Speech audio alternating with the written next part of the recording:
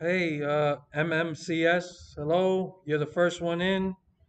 Um, I'm gonna wait a couple of minutes before I get started. If you don't mind, let me know if you can hear me clearly or if there's any technical issues.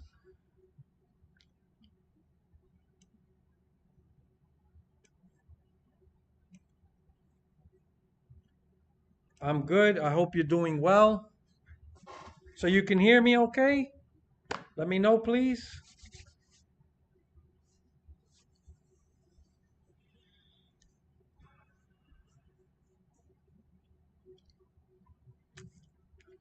Jeff, welcome to the live stream. Okay, very good. I'm gonna give this a few minutes, let a few more people join in. I'm glad to see you. Long time. I do watch some of your other stuff, your flight videos, stuff like that. Thank you. Really excited to have you join. So tonight we're gonna be talking a bit about the obvious of motorsport games, and I'm gonna attempt to explain what's been going on and why they lied to people for so long. Okay, so I'm gonna wait a bit before I get into that stuff so that we have more people in the room. And I'm also gonna talk a little bit about the race at COTA. Let's see, you got it. Don't miss a single video. Thank you. That's high praise, man. I'm glad. It's a small channel, but you know it's always nice to know that there's people out there that are interested in your thoughts. So for what it's worth, thank you. Let's see if anybody has anything they want to talk about yesterday's race. I do want to touch on another thing that I really didn't get to talk about the last video.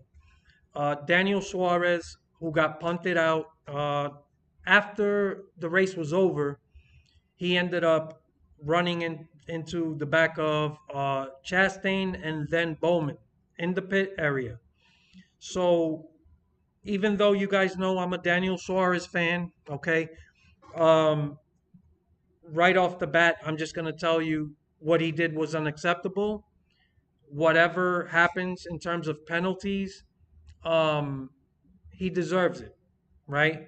So my only hope is that NASCAR, or I should say Trackhouse and Suarez and that whole group, whatever NASCAR decides in doling out punishment, just take it. Don't appeal it. Learn from it. Don't do that again. That's unacceptable. I don't care if it's a driver I like or a driver I don't like. I try very hard to be unbiased, right? So you guys know I'm a Daniel Suarez fan. I was upset to see him get punted. I totally understand the frustration, and I'm not against these drivers after a race. These guys are grown men. Go, you know, face off with the people that you feel did something they shouldn't have done. you know, Fight it out, whatever. I'm okay with that, right? What I'm not okay with is using these cars as a tool, right? It's dangerous. And, to me, it's like these guys are really tough behind the wheel. Once they get out the car, they don't really want a confrontation. So, I don't like seeing that. He's going to get hit with a penalty, right? Personally, as a fan, I hope it's a fine and points, right? I don't want to see him suspended, but whatever NASCAR feels is necessary to send a message, you got to take it. So even though I'm a Suarez fan, I just wanted to put that out there. There's no excuse for doing that. You can't allow these guys to do that. And if NASCAR wants a fucking circus, then put a fucking ring, right? Right next to victory lane, put a fucking boxing ring. And if a driver wants to call out another driver and says, step in the ring, duke it out. I'm sure that would be great for ratings, right? If you really want to go down that route as being a circus. I don't like that. I like to treat things as a professional sport. But NASCAR really, they've let things get to the point where you see the kind of shit shows that you see at places like the IndyCar road course and now at COTA. I know there's a lot of fans out there that like COTA, right? It's a very sleek, modern, cool looking racetrack, but it's not designed for stock cars. That first turn is an abomination. It's a hairpin turn. What do you think is going to happen when you put these drivers, 40 fucking cars, with only a few laps to go? What do you think they're going to do? Of course, they're going to dive bomb and do this stuff, no matter how much you try to plead with them to be more professional. So, this is partly NASCAR's fault. This track is not made for that. And that's my feeling on that. So, boy, I got to tell you, I will read some of the comments before we move forward. But yeah, I wanted to touch on that. Suarez should not have done what he did. I don't support it at all. I know he's upset. He has a right to be upset. That's not the way to handle it. So whatever NASCAR decides to do, you got to take it on the chin and move forward. Don't appeal it. Don't try to make a big thing out of it. Just take the punishment, whatever it is, learn from it. Don't do it again. Okay? It's indefensible. So I just wanted to make that clear. I know people know I'm a big Suarez fan. I'm not going to defend that. Okay? So moving on from that, I got to tell you, I know there's a lot of Ross Chastain fans out there. I can't take that guy anymore. I just can't. The shit he's been getting away with, I just wish somebody would knock that goofy grin off his face. That's all. I had to get that off my chest. He's a talented driver. Why do you? He can do better. Look at Tyler Reddick. The guy's an amazing race car driver, but I've never seen him really do anything that could be considered dirty. And I've seen him have real hardcore door-to-door battles with people. Just look at yesterday for an example. He never did anything dirty. He raced aggressive, but he raced clean. And so did Byron. So I respect guys like that. This is a professional sport. I don't respect guys that have to plow through the field. And it sucks. It really sucks watching a guy like Chastain come from the back and then restart after restart, just plow his way to the front, and then he ends up with a fourth place finish while Suarez ran top 5 all day. I knew it was going to happen. Ends up getting punted. Now, it wasn't just Chastain. It wasn't just Bowman. It was Briscoe and all these other people. Everybody that went to that inside lane, where the fuck were they going? The same thing we saw with Joey Logano last year at the Indy road course. You put these drivers in this position at the end of these races, it's always going to end up this way. So I know people are saying, look, earlier in the race, the restarts, we saw cleaner restarts. First of all, there was no clean restart. Most of the restarts were 4, 5, 6 wide. There was a little bit less contact. It wasn't as chaotic. But you know why it was like that? Because it was earlier in the race. At the end of the race is when people get desperate. Look at Daytona. Look at Talladega. Same fucking thing. The restarts are clean. You get these conga lines for 3 hours where it's just, nothing's happening. But tune in for the last 10 laps, and then all of a sudden, all that shit goes out the window. All of a sudden, everybody's desperate, and they start pulling boneheaded moves. That's what happens at particular places like COTA, in the Indy road course, at these plate races. There are better road courses to choose from. Okay, you can't have races where turn one is a fucking hairpin turn. It happened all day. So this is why you're never gonna get a good clean from A to Z race at COTA. It's not gonna happen. The track is not designed for stock cars. Okay, it's going to happen again and again and again. And people are going to have the same debates and they're going to blame, oh, look, these drivers, they don't have respect for each other. That's all well and good. It's true. I agree. But what do you think is going to happen when you put these guys at a fucking track like this? It's going to happen again and again. So, yeah. And also there's a lot of people saying that the most of the race was great. It was only the end of it. No, it wasn't. The first fucking lap of the race didn't even complete without a caution. And that caution took about between 15 and 20 minutes. There were several commercial breaks during that caution. The cautions at a road course are 3 times longer than at an oval. So the race started immediately. It was a shit show. Then it calmed down, and then they kind of spread out. And then the best part of the race that even I enjoyed was that long green flag run, had green flag pit stops, strategy. They were talking about people trying to save fuel versus other guys who were good on fuel. That was the best part. And I was actually excited. So, for those of you who know, I'm not a fan of road courses. You can't say that I'm dead set looking for shit to bash. I'm not. I did that middle part all the way until there were 12 laps to go, and then that caution came out, and it was over.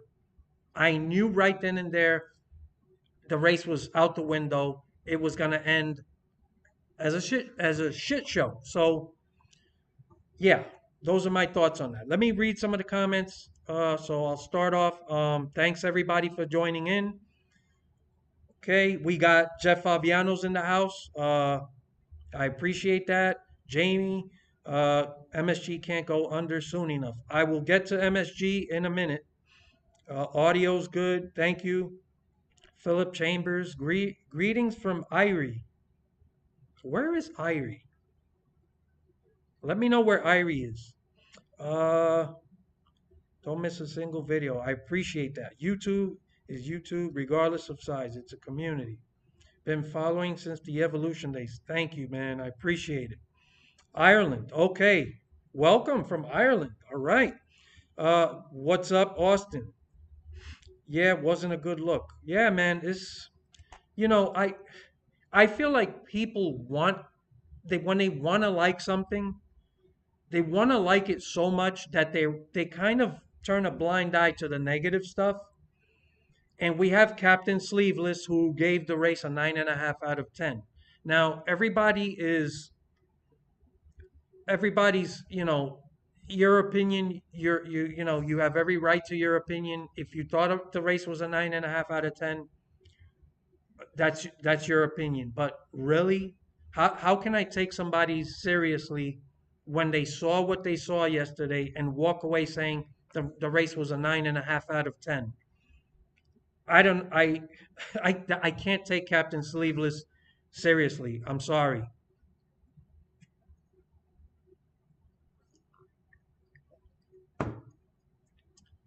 2016. Yeah, it's been a long time.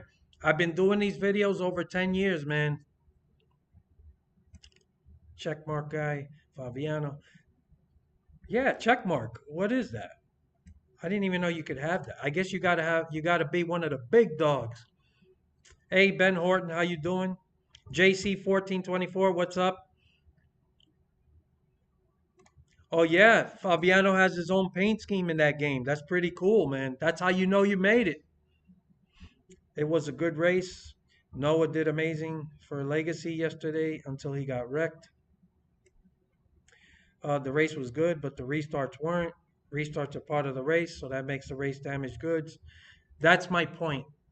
That's my point. I see a lot of people saying, well, it was good until the end. Well, the end is like the most fucking important part. And just as the race was at its peak of interest for me, and you could see the leaders, they were kind of trying to save fuel. And then you saw the trackhouse cars, okay, they were good on fuel. So they were charging. Suarez was charging. There was still about 12 laps to go. And at this road course, that's like almost 40, 50 laps at an oval. So it was a lot left to go. Anything could have happened. I was at the edge of my seat. I was enjoying it. We had already seen green flag pit stops. That's real old school racing. And I I did appreciate that there were no stage cautions, but because of all the other shit that happened, the race didn't allow me to appreciate that. Like I almost didn't even notice that we didn't get stage cautions. So I'm glad they took them out of road courses. It's time to get rid of it everywhere. They tried it. I'm not against trying new things, but the stage cautions have to go everywhere. Um, yeah, I love the COTA video. I hope you're talking about my video. I appreciate it if you are. Addicted to speed. Hi, welcome. Races like this make me worried about Chicago. Forget about Chicago. That's going to be a shit show as well.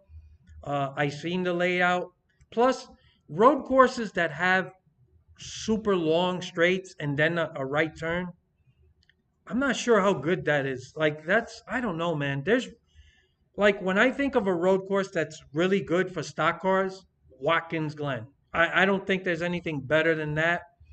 Um, I and some of the other ones seem to be okay.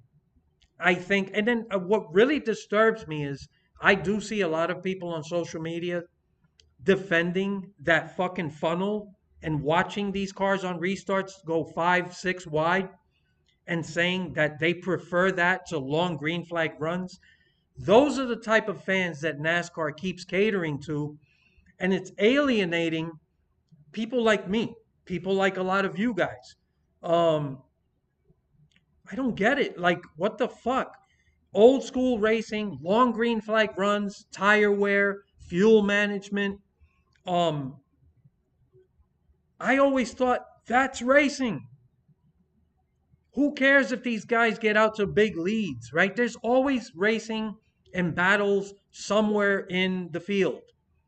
This is why these broadcasts are so important because those of us watching from home, we are a slave to what Fox wants to show us. So if all they show you are the leaders and the leaders are checked out, then of course you're going to be kind of like, what? It's kind of boring. Well, guess what? There's 40 fucking cars on the track.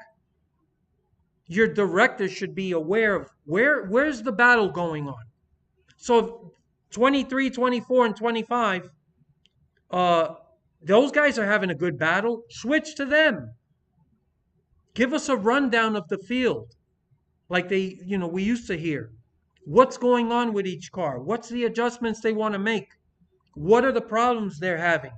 There's a lot you can do to improve the broadcast, which will make the race even more enjoyable. But Fox has no clue. They just don't care. Um, yeah. Let's see. Diehard 8838, welcome. I like the rough racing. Just sucks Noah got taken out. Listen, I don't mind, rubbing, right? Rubbing is racing, a little beating and banging. That's racing. I can live with.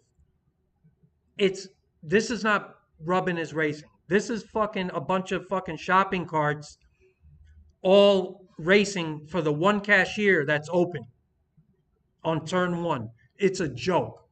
That's the highest level of racing. That's not rubbing his racing, man. That is, I'm sorry, that's not a little beating and banging.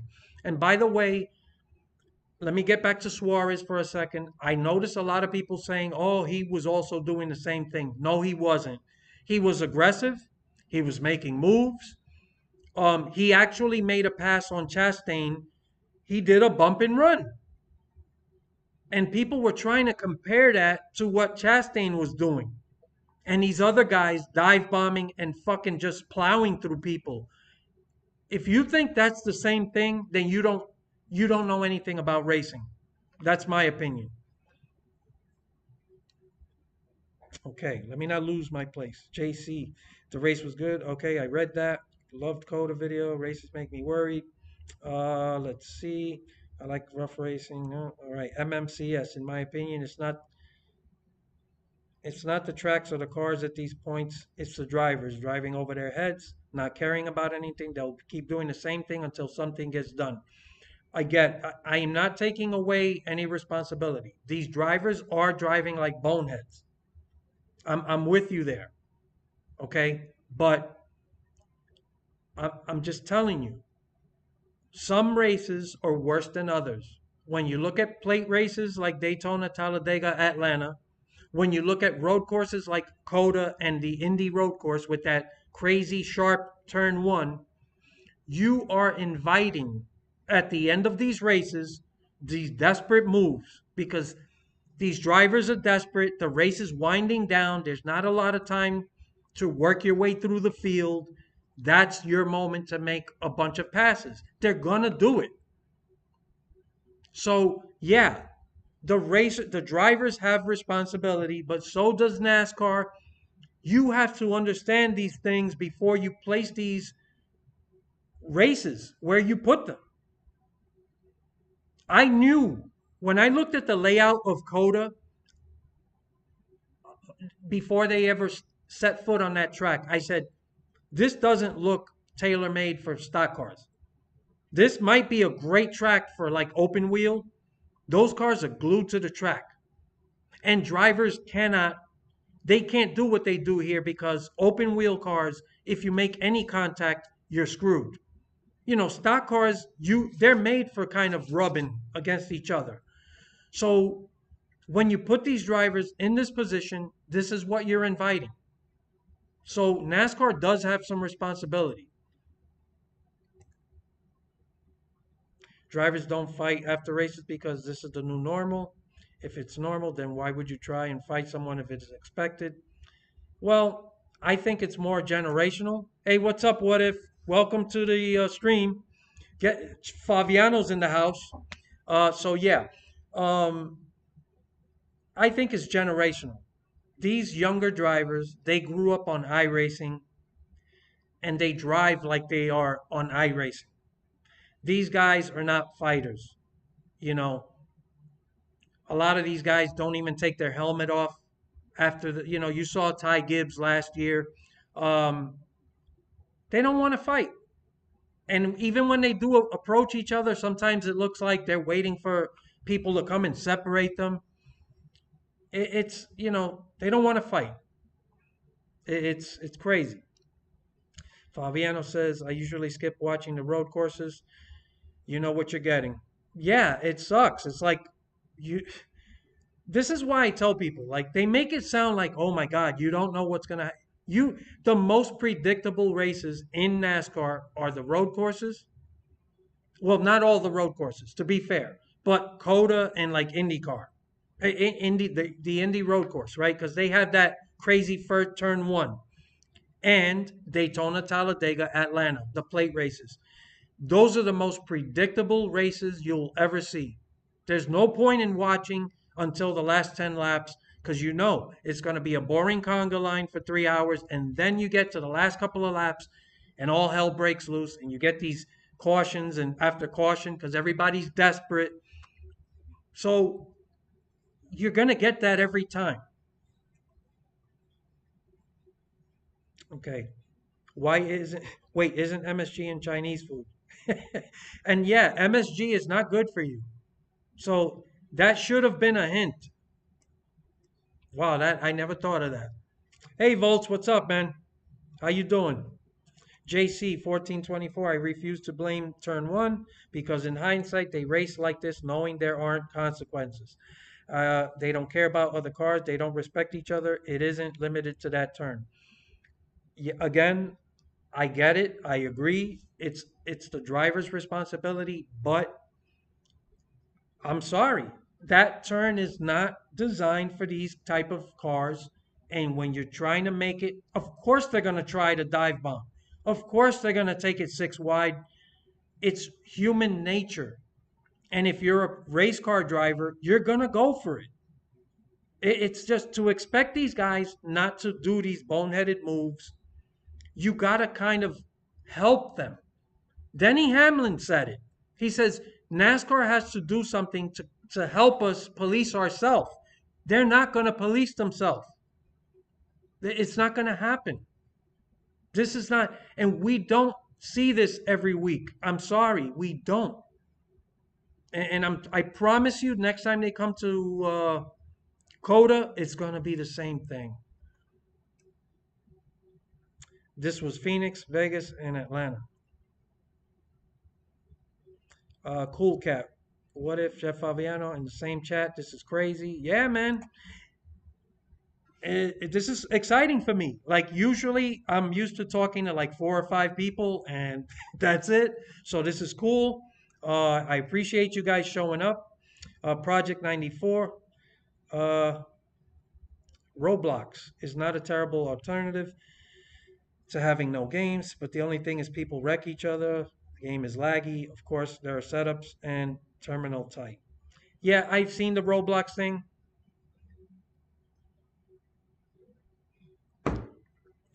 I don't know, man.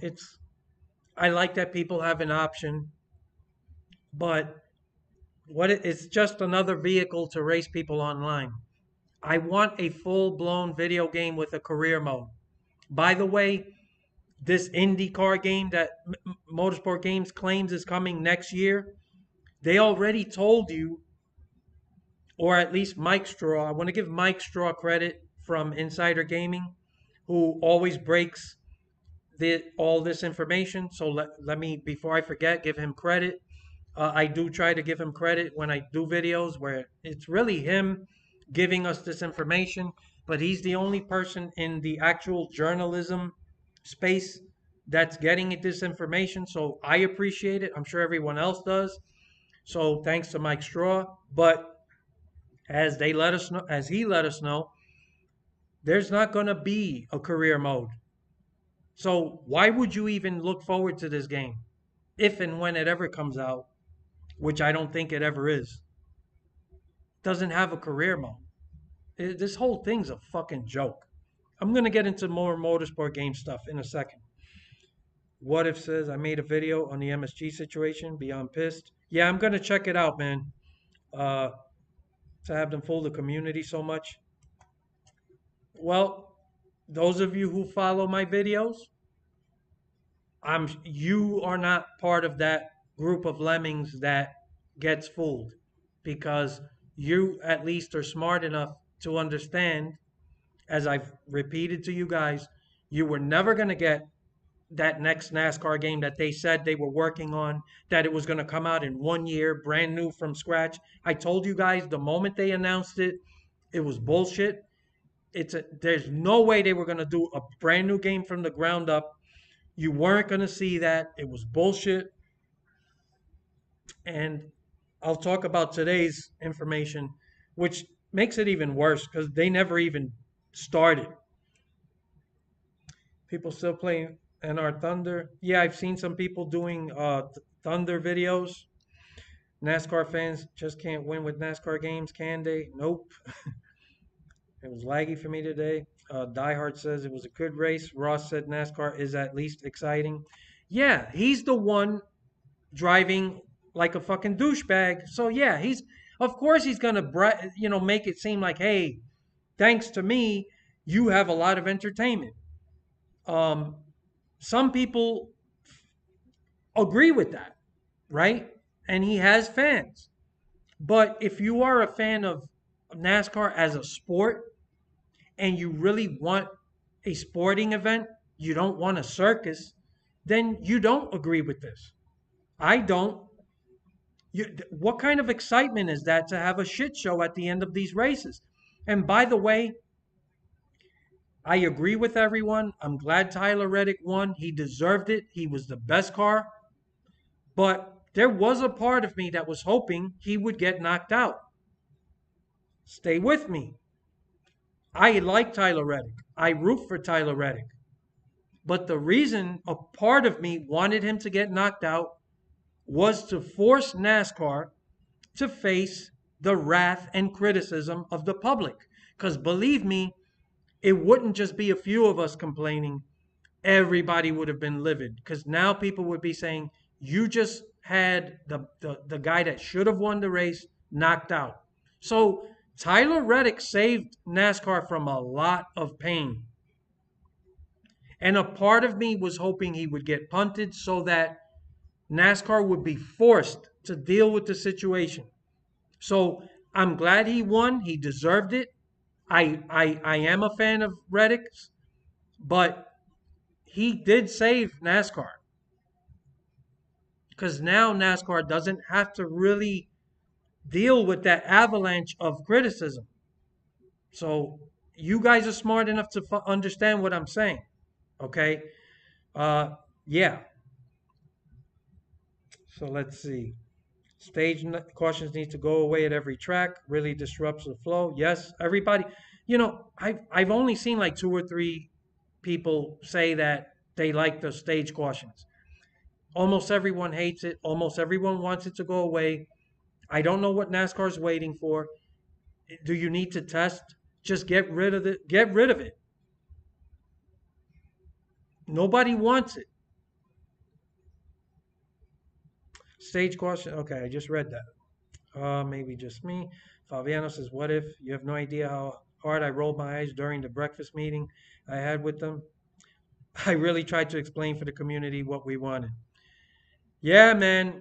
And I hope you know that uh, I'm sure you've seen me critical of Captain Sleeveless. I may and I that's the thing I noticed. I told people he's the only one who volunteered to stick his neck out to defend motorsport games. He called most of us that were complaining crybabies. I didn't forget any of that. Okay? So I told people, I said there were 2 other people who were at Phoenix for that weekend and they didn't say anything. Because what I said was, and you correct me if I'm wrong, you guys understand how important integrity is and the value of your platform. That shilling for motorsport games, making excuses for them, is not good for you in the long run. So I can understand why people wouldn't stick their neck out to really bash the shit out of them if you were a guest. But I said, they didn't say anything. They just went like this and stayed out of it. Meanwhile, Captain Sleeveless decided, and he's been doing it for a long time, and he hurt his credibility. Credibility is everything. And whether people agree with me or not, when they watch my videos, I know you guys don't agree with everything I say. That's fine. But I'm fairly confident that even when you disagree with me, you at least respect that you know that when I tell you something, I'm telling you what I really believe. That I'm not gaslighting you. So even when you don't agree with someone, you can respect their point of view that it's coming from a genuine place. And that's what I want people when they watch or listen to me to walk away with. Like, okay, I didn't agree with everything he said, but you know what? I know he means what he says. And he's not driven by any special interest, right? So, yeah, that's what I wanted to put out there. But I could only imagine what it was like, you guys sitting around Clearly, you must have noticed that this fucking Dimitri guy is a fucking used car salesman and a con artist. Uh, wow. Jonathan Johnson says, I wonder if there was a deal between IndyCar and Motorsport Games. So if Motorsport Games gives up the license from NASCAR, then they will leave iRacing. Yeah, I'll talk about that in a second. Kind of like, I like that kind of racing. Sorry. You don't have to apologize. Listen, if you like that kind of shit show, you like it. I can't twist your arm. Don't apologize for liking it. Let's just agree to disagree. NASCAR won't do anything. They like the attention. Yeah, I guess to a point, but when the attention gets too negative, they're gonna care. Okay, what if says this MSG stuff showed people's true colors with their intent? Jeff is a good noodle through all this. That's my point. It exposed people, but in all honesty, it's weird. Um, I didn't really see too many people outside of Captain Sleeveless to cape for this company. There was one guy, I forgot his name, but he later even admitted he had some stock in motorsport games. So to me, you're compromised already. I forgot the guy's name. He did a couple of the early videos from Daytona when they were letting people play the demo. Don't remember who it was. Don't really care. Fabiano says, absolutely. I didn't leave there with a good feeling. Played the game 3 times and then shelved it. I don't make hit pieces on my channel. I just don't play it. And I respect that, right? I understand, man. When you have a platform and you get to a certain level, you have to pick and choose your battles. And also, yeah, I respect that. If your channel's not based on really going hard after certain things, then don't do it. And from what I've seen, Fabiano's always been more of a positive channel, and he's just looking for enjoyment and just enjoying the games. And if he's not enjoying it, he just moves on to something else. And he's not dedicated to like, hey, NASCAR games. He's got a much broader channel. So yeah, you don't yeah, totally get it, and that's why people respect you. I didn't want someone to see a video and buy it based on me playing it. I can't sit with that. That's what I mean, right? If you can't say anything positive and you don't want to stick your neck out to really get into a bash session, then just don't say anything, right? And that speaks for itself. Diehard says stage racing was made because of how hard the Gen 6 was to wreck, and now we have to drive hard. These cars get rid of stages now. Yep, that's a point. Aaron says Captain Sleeveless is still peddling that a major developer would be a bad idea based on equal grounds as Motorsport Games. Not producing a game for 3 years is horrendous. I'm going to talk a little bit about, I saw his last video. What If says, I'd love to get an interview with you, Jeff, on the MSG stuff you experienced in person. I'd love to see a video with an interview like that. Though I know you aren't part of the drama, would be cool to get that kind of insight. I'm sure that you can do an interview and it doesn't have to get like, there are ways to say things and keep things civil. I think at this point, though, Motorsport Games, I don't think they're in a position to really fend off anything, right? All right. So before I read any, hey, Elite Precision is here. How's it going? Sloppy Joe was also defending them. I think Sloppy Joe is the guy that has some stock in the company. Correct me if I'm wrong. Okay, so let me get to this motorsport game stuff, right? Um, okay, so now we know, according to Mike Straw at Mike Straw Media, deserves credit, and he's going to reveal some more stuff. He said, obviously, NASCAR 23 never made it out of the design stage, right? That game was never going to be a reality this year. After a while, everyone just assumed it would be another update, one source said. More to come in a new story, hopefully later this week. I look forward to it, and I will talk about it. I'll probably do a video on it. But now let me get to this, right? So, if you've been listening to me for, any length of time since this whole thing started with Motorsport Games, you already knew we weren't getting that NASCAR 23 game anytime soon. I told you from day one it was never realistic that they were going to release the game in 1 year. But that's not the thing I'm going to talk about right now, right? So none of this is a surprise, okay? At least for you guys. If all you follow is Captain Sleeveless, then yeah, you might have been duped, okay?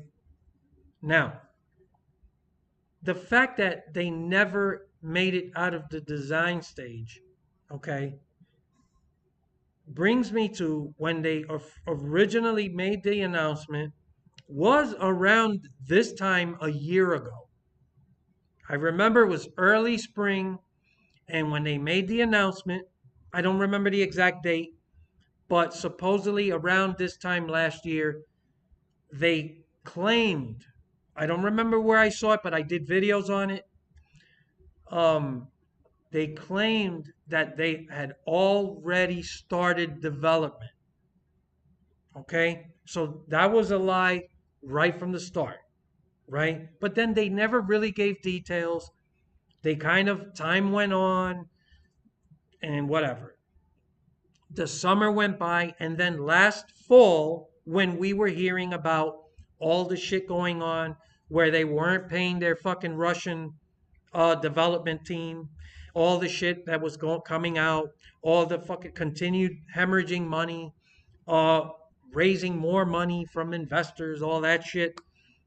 Then they admitted, I think it was after they released the update for the ignition crap with the next gen car and all this other shit.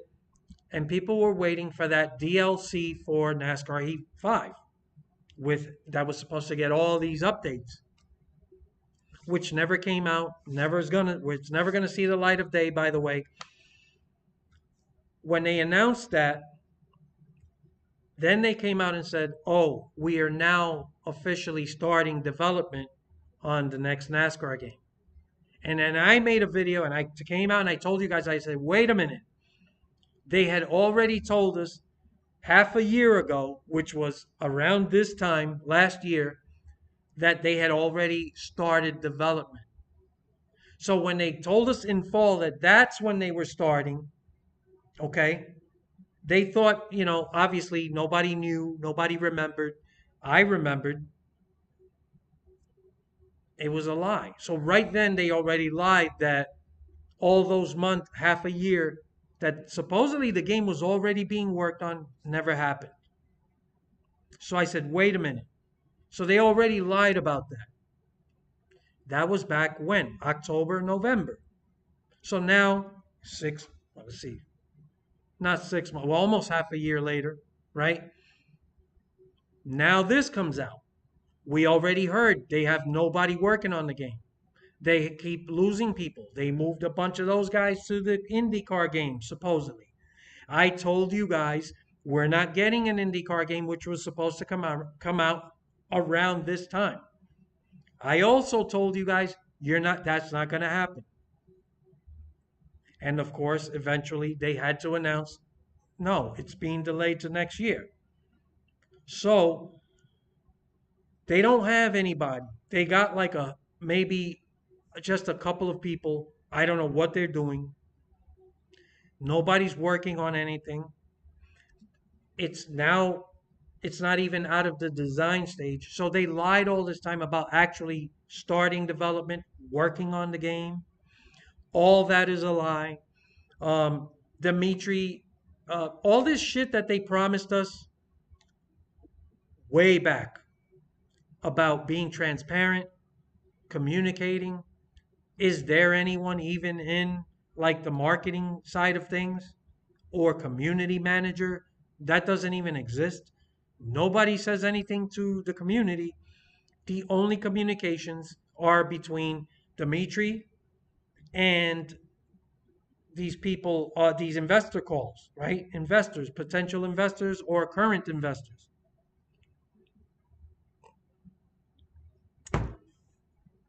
So Now, nobody's surprised. These guys are liars. So now I'm going to get to why they lied so much, right? So it's simple. The first thing is obviously potential investors and current investors. They don't want them to know how bad things really are. And they want to give them the idea that we still have a plan. We're still executing this plan.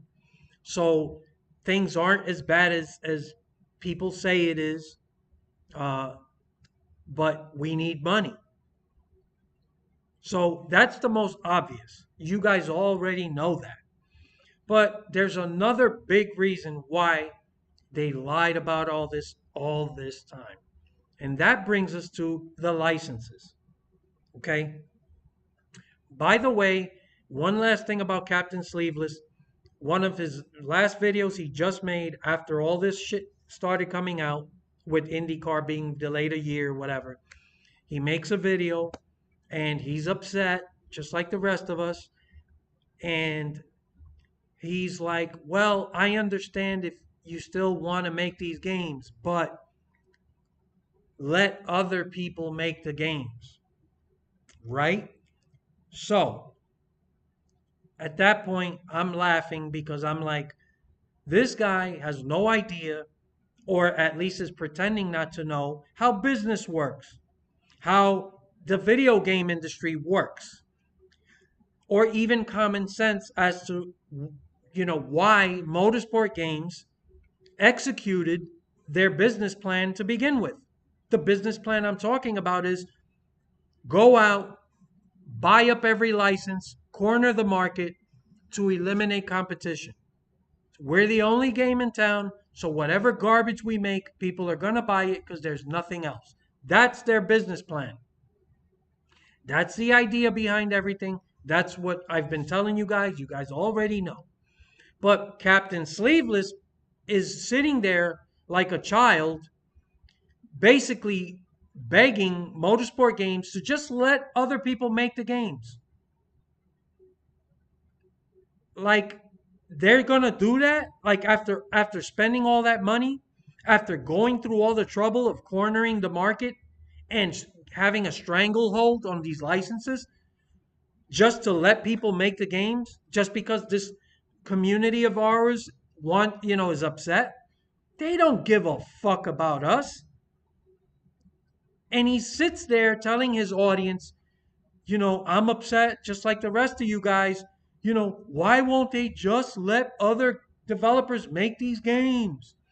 And I'm like, are you serious?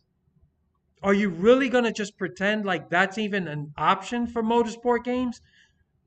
Why would they do that? Of course, they're not going to just let other people have the licenses to make games. That's the whole point of having it, so that nobody else can do it, and it puts you in a better bargaining position.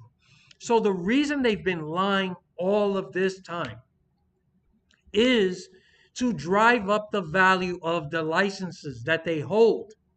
So even though they're losing money, they're not making games, the chances are they're never going to be able to make games. They know this.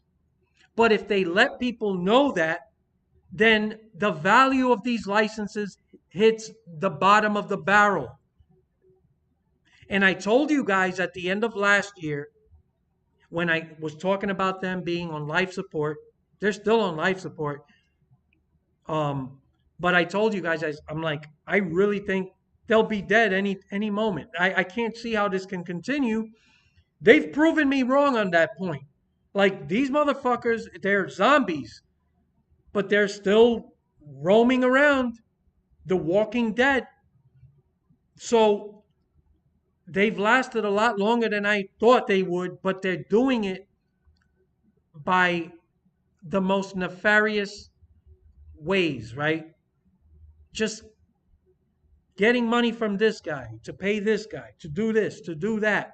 They got Motorsport Network feeding them money because they want to make this thing happen because of this esports ecosystem provider garbage, right? But at some point, even Motorsport Network is going to say, enough. We've burned enough money with this shit.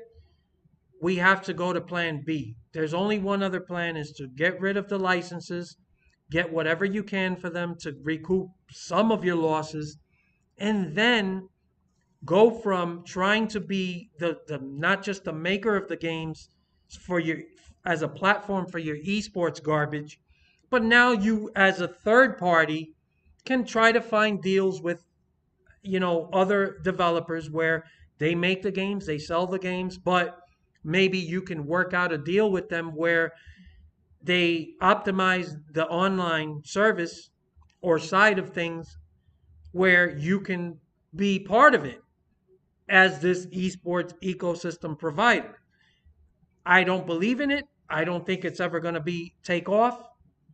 But if that's all you live for, then do it as a third party. You don't have to be the one. I get what they were thinking. Just corner the market, own everything. Then you could be greedy, right? Because that's what greedy gets you. But they failed. This was a huge gamble. It's at some point, even Motorsport Network is going to say, we can't keep putting uh, putting good money after bad money. It's just a matter of time. When, I don't know. But that's why these guys have been lying so long, because once people get a wind of how bad things really are, and we already know, but the point is they're not going to volunteer that information, then what's the incentive for anybody, another developer, to come in and say, okay, let's work out something. How much do you want for this license, for this IPO? And that, I told you guys December, at the end of last year, that they were trying to drive up the value of the license. And this stuff is doing the opposite. And I told people, well, a smart developer isn't going to offer them shit. They're just going to sit back and wait. It's a waiting game. They're on life support. How long can they survive? Eventually, they are going to collapse. Then they could get the license at a bare minimum, whatever. So if you're a smart developer, why would you even offer Motorsport Games anything? Now, I'm sure people have made offers. I can almost guarantee it. But I can also guarantee that Motorsport Games turned around and gave them a ridiculous asking price. So, no deal.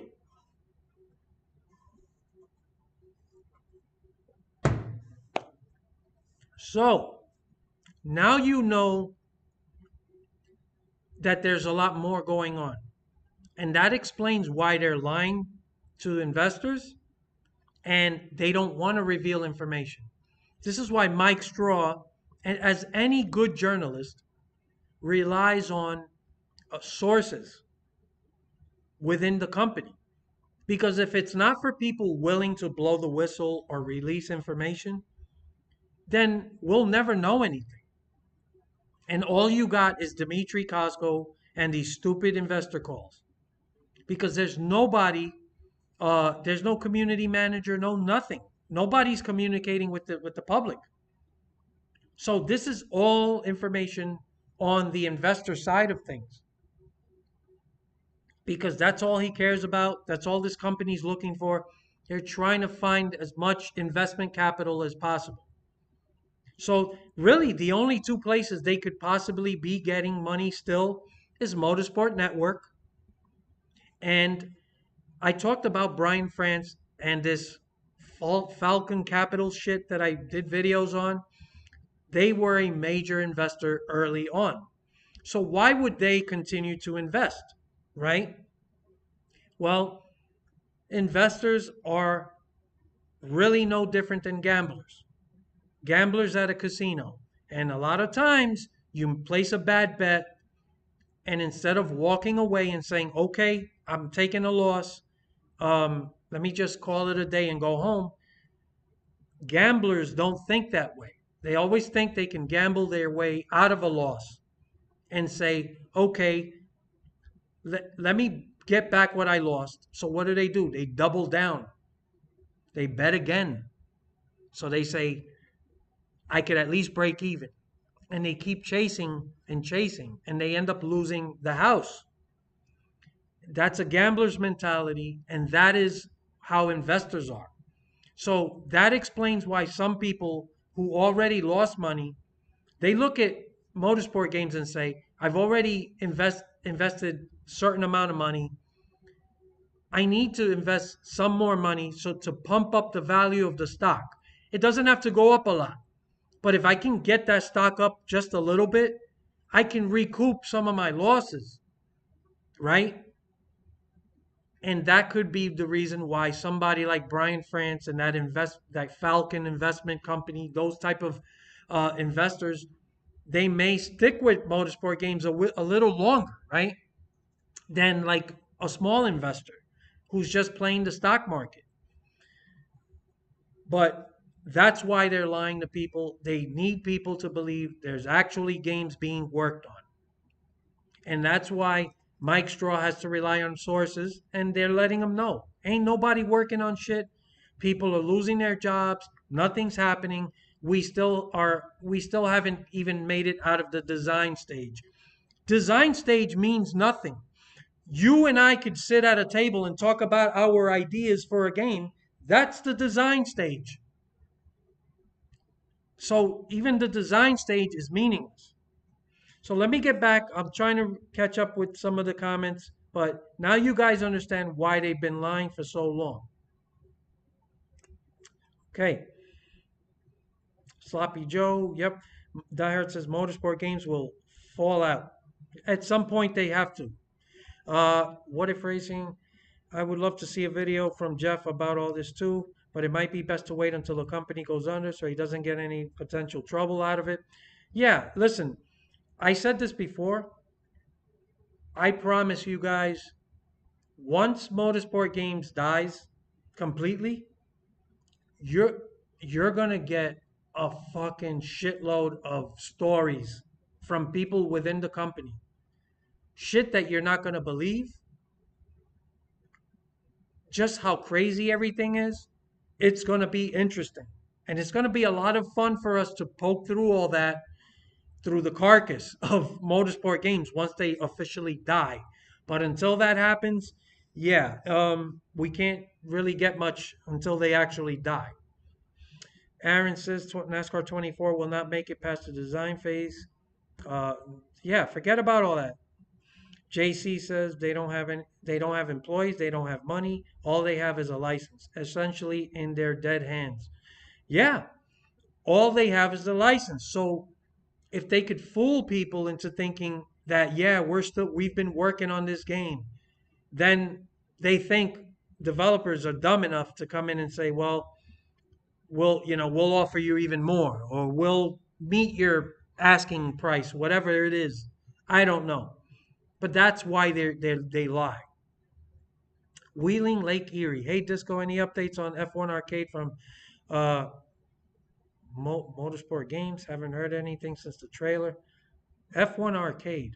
Oh, that stupid arcade? No, never heard anything about it. Don't care.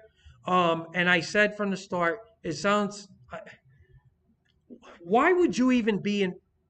They really thought they could go out and do a million different things. How this fucking guy is still CEO, it's incredible. But I guess he's doing what Motorsport Network wants him to do. Captain Bruce Wayne says Captain Sleeveless never does collabs with other creators in the community. Everyone else is always doing videos and podcasts together. That says a lot to me about his standing amongst his peers. Look, I don't know why. I don't want to judge people on being solo, not doing collabs. Um, I don't know. Like, I don't know what his peers think of him, right? I can only tell you what I think, and I've already made that clear. And it's a shame because honestly, I let a lot of shit slide without saying biting my tongue before I actually started criticizing him because he has over 70,000 subscribers, and I feel like if you have that many subscribers, your platform is a lot bigger than mine and a lot of other people. The things you say carry more weight, and maybe these developers, they pay more attention to the big platforms, right? That's why, we saw Fabiano and Captain Sleeveless, and I think it was Eric Estep. These guys, they were able to go and get these weekends at Phoenix with the company. And I said from day one, I don't begrudge anybody these opportunities. If you have a big platform, these are some of the perks. And I'm excited for these guys that they're able to go out there and experience this stuff. More power to you. But I also understand there's a reason why these companies do that. They're not doing it just to be nice. It's politics. And they figure if we wine and dine these guys and we kill them with kindness, they're not going to be able to criticize us. And maybe we can get them to talk well about us. Well, it worked on one guy, Captain Sleeveless. They introduced him to Jeff Gordon, and I'm telling you, he was smitten. And he was almost in love. It was like this bromance with Dmitry Kosko. It was embarrassing, but I let it go for a long time. I didn't like it. I kind of just left it alone. But when he started doing videos calling people crybabies for criticizing motorsport games and that garbage, and talking about how well intentioned Dmitry Kosko was, that's when I said, okay, now you made yourself open to criticism. And but that stupid arcade thing, holy shit, I forgot all about that. Never heard anything about it, and I doubt anyone that's ever going to see the light of day. Let's see, JC, me and Radman did a collab actually. Oh shit. Okay. Let's see. I've actually brought up this idea. I don't know if anybody's up for it, but I can't do it because I'm not smart enough. I'm barely able to do what I'm doing here. But I think it would be cool to have an iRacing league just for this community, right? All of us YouTubers and people in this community, and have a league, and everybody can tune in and every week have a race. And I think it would be cool. I would love to be a part of it. Uh, you know, I think iRacing is so much more enjoyable when you are in a league. I've only been in a league once, and I would love to do it, or be part of it, I should say. There's enough people in the community that I think we can have a very entertaining league in iRacing. Just putting it out there. Obviously, that has to come from somebody who really knows their way around iRacing, can really form a league and live stream it and all that. I think that would be cool. I've brought it up before, but I would love